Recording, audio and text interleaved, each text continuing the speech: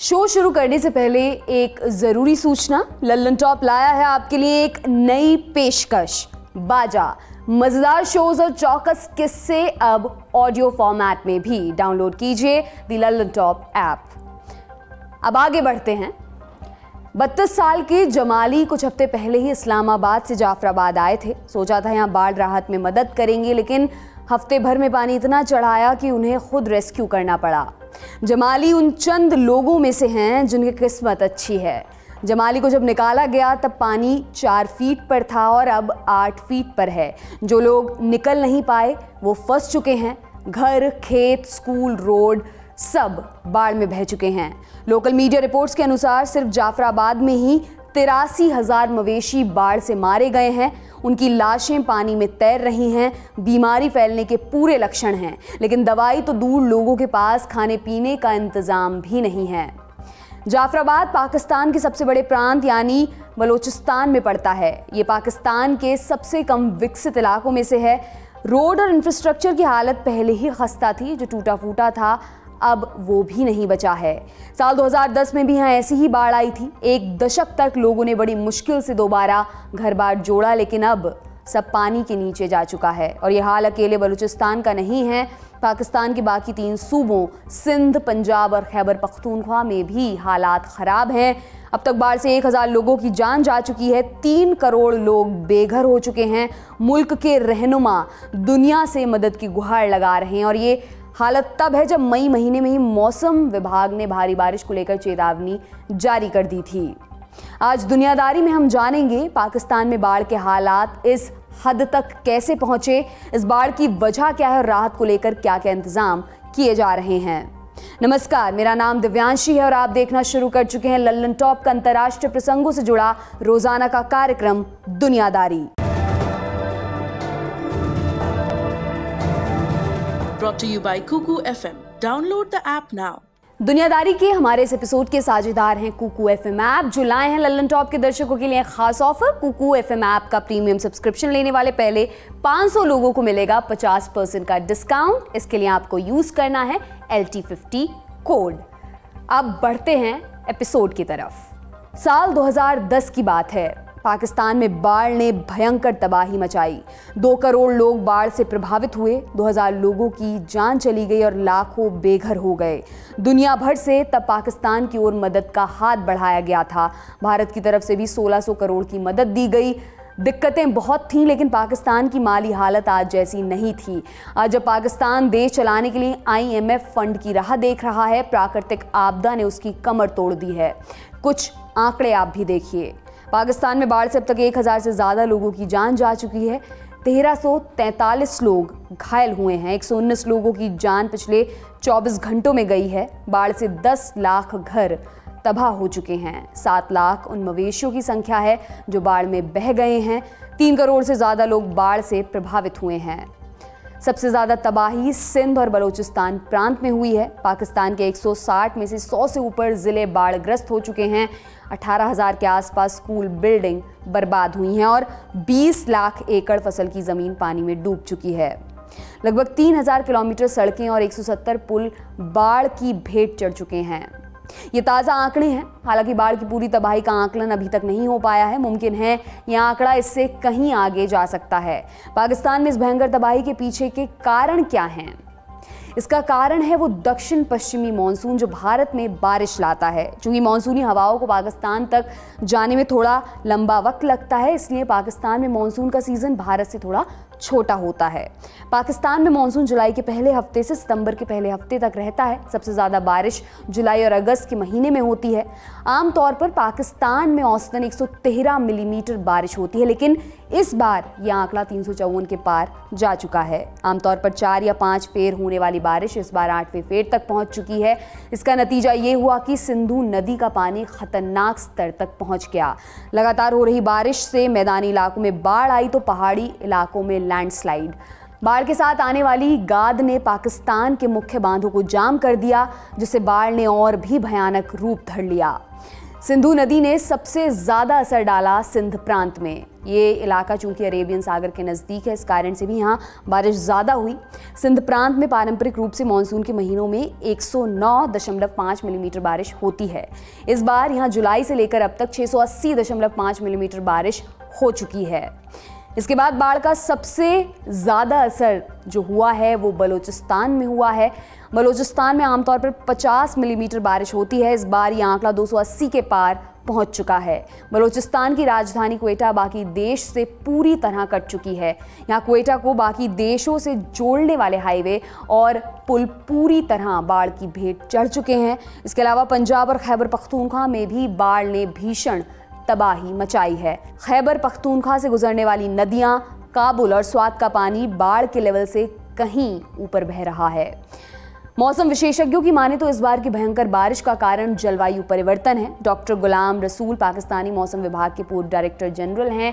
वो बताते हैं, जलवायु परिवर्तन के असर अब दिखने लगे हैं। इसी साल हमने देखा कि यूरोप में सूखा पड़ा और अब पाकिस्तान में बाढ़।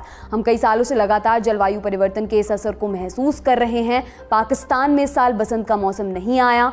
जबरदस्त ठंड के बाद सीधे भयानक गर्मी पड़ी और उसके बाद इतनी बारिश हुई कि बाढ़ ही आ गई।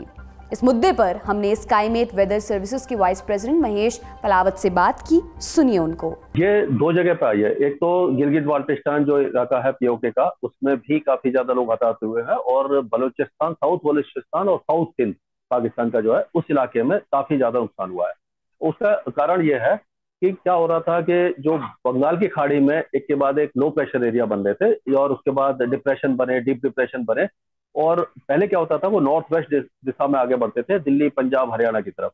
लेकिन पिछले कुछ सालों में हम देख रहे हैं कि क्लाइमेट चेंज की वजह से ये पश्चिम दिशा में आगे बढ़ रहे हैं, और जिससे आपने देखा होगा कि मध्य प्रदेश, गुजरात, राजस्थान, इन इलाकों में भारी बारिश हुई थी। तो जब ये पाकिस्तान के ऊपर पहुंचे पिछले दो वेदर सिस्टम, तो उससे क्या हुआ कि ये पाकिस्तान पे इन्होंने काफी ज्यादा भारी बारिश दी, खास करके साउथ सिंध और बलूचिस्तान। और जो बलूचिस्तान और सिंध का उससे लगा हुआ जो इलाका है वो रेतीला है, थार डेजर्ट है।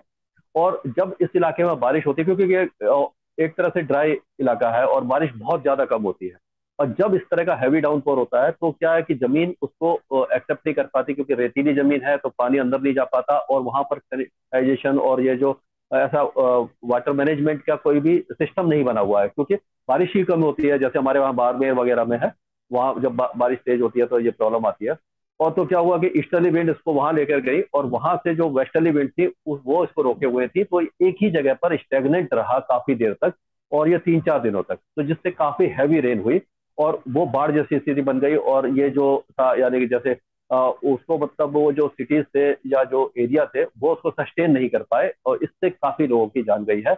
और ये एक तरह से हम कह सकते हैं क्लाइमेट चेंज का असर है, क्योंकि जो वेदर सिस्टम नॉर्थ वेस्ट में जाते थे वो पश्चिम में जा रहे हैं, और ये पहली बार हुआ है। हालांकि इससे पहले क्या होता, पिछले साल हमने देखा था कि नॉर्थ ईस्ट अरेबियन सी में गए थे, कराची वगैरह में थोड़ी बारिश हुई। तो ये मेन रीजन रहा कि जो इंटेंसिटी और फ्रीक्वेंसी है बाढ़ की, वो पिछले कुछ सालों में बढ़ती दिखाई दे रही है, और ज्यादा लोग प्रभावित हो रहे हैं। ये क्लाइमेट चेंज का असर है। और जब नेपाल की पहाड़ियों पर बारिश होती है तो बिहार में बाढ़ आती है। तो पिछले 2-3 सालों में हमने देखा है कि बिहार में बारिश कम हो गई है, इस बार सूखा है। यानी कि एक तरह से कॉन्ट्रास्टिंग वेदर देखने को मिल रहा है कि एक जगह पर बाढ़ आ रही है और उसी के पास बिहार में सूखा है। और उसी तरह से चाइना में जो इस समय वेस्टर्न डिस्टर्बेंस जो आते हैं, जो यूजुअली पहाड़ों पर जैसे गिलगित बाल्टिस्तान वगैरह में जिससे हैवी रेन दी है, जम्मू कश्मीर, हिमाचल और उत्तराखंड में, तो वो धीरे धीरे कमजोर होते जा रहे हैं, जिससे कि इसमें सूखा पड़ा है। और सबसे बड़ा जो इम्पैक्ट आया है वो यूरोप के ऊपर आया है कि काफी नदियां वहां पर सूख गई हैं, और जो severe heat wave condition, London में 38-39 डिग्री तक टेम्परेचर पहुंचा था, जो अभी तक नहीं पहुंचा। और भी कई चीजें हैं वैसे, क्योंकि इतना समय नहीं है। एंटार्क्टिका, आर्टिक सर्कल में भी जो पिछले कई सालों का जो अभी तक का रिकॉर्ड है वो टूटा है, यानी कि जो सामान्य से 40-40 डिग्री ऊपर तक तापमान चले गए हैं। तो ये जो जलवायु परिवर्तन है, क्लाइमेट चेंज का असर भारत ही नहीं पूरा विश्व देख रहा है। और अगर हमने ये कार्बन उत्सर्जन और ग्रीन हाउस गैसेस की जो उत्सर्जन को कम नहीं किया और ग्रीन कवर को रेस्टोर नहीं किया, तो इस तरह के इवेंट और ज्यादा होते रहे।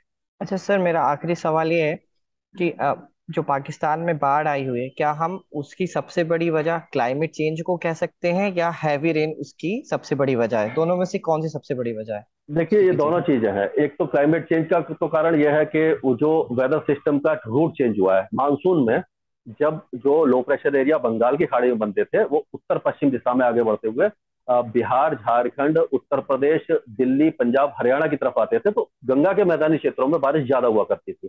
अब पिछले कुछ सालों से आपने देखा कि इस इलाके में बारिश कम हो गई है, और जो मध्य भारत है यानी सेंट्रल इंडिया वेस्टर्ली ट्रैक ले रहे हैं, ये क्लाइमेट चेंज के कारण है। तो उड़ीसा, छत्तीसगढ़, विदर्भ और साउथ एमपी, गुजरात और राजस्थान हैवी रेन देख रहे हैं, जो पहले नहीं होती थी, यानी कि जो सूखे इलाके थे वो हरे होते जा रहे हैं। तो वही वेदर सिस्टम जब पाकिस्तान के ऊपर पहुंच रहे हैं तो उसका भारी बारिश का असर उस जगह पर दिखाई दे रहा है। तो ये दोनों का असर है, यानी कि एक तो क्लाइमेट चेंज का है, और साथ साथ जो हैवी रेन इतनी ज्यादा वहां पर होती नहीं थी, रेगिस्तानी इलाका है बलूचिस्तान वगैरह का, और साउथ सिंध में भी बहुत ज्यादा इतनी बारिश नहीं होती थी। तो ये जो अचानक चेंजेज आए हैं वेदर पैटर्न में, वो सिटी जो है उसको सस्टेन नहीं कर पा रहे, झेल नहीं पा रहे, क्योंकि उनका इंफ्रा इतना सशक्त नहीं है।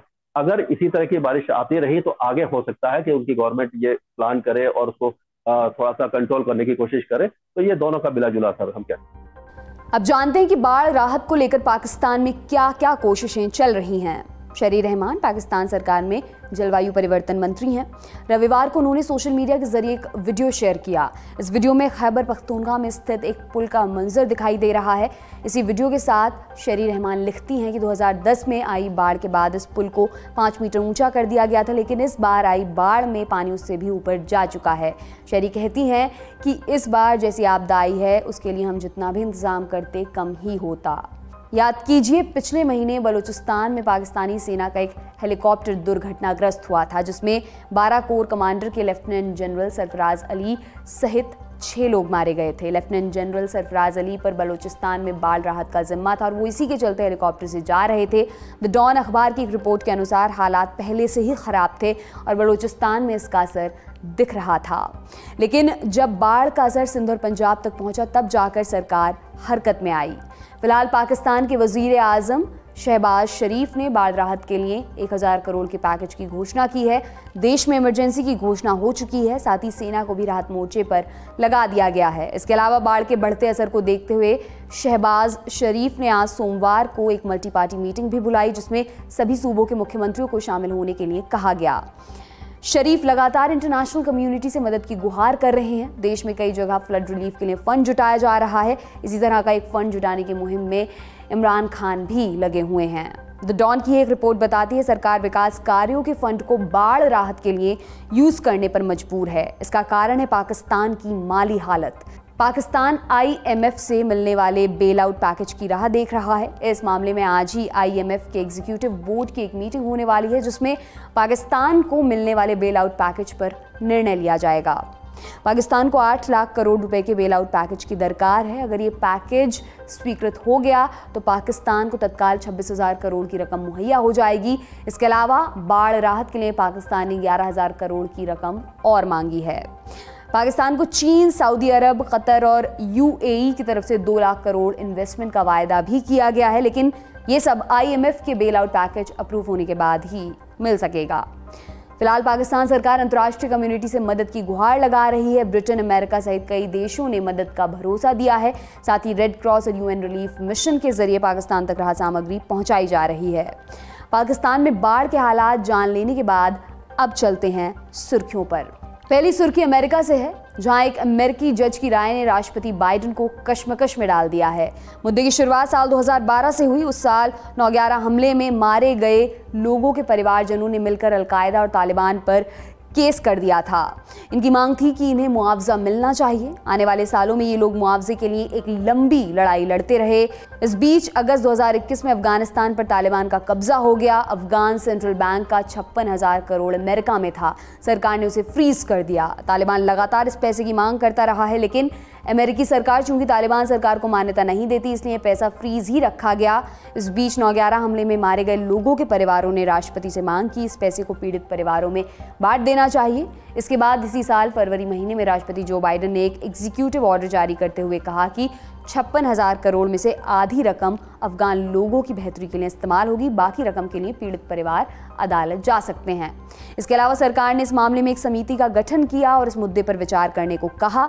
समिति ने शुक्रवार को अपनी राय दी। एक मेंबर जज सैरा नेटबर्न ने कहा, अगर सरकार अफगान सेंट्रल बैंक के पैसों को सीज कर लेती है तो इसका मतलब होगा तालिबान सरकार को मान्यता देना और इसका फैसला सिर्फ राष्ट्रपति ले सकते हैं। अब बॉल दोबारा जो बाइडेन के पाले में है और ये देखना दिलचस्प होगा कि वो इस मामले में क्या फैसला लेते हैं। अमेरिका में फ्रीज रकम के अलावा अफगान सेंट्रल बैंक का लगभग 20,000 करोड़ बाकी देशों ने फ्रीज किया हुआ है।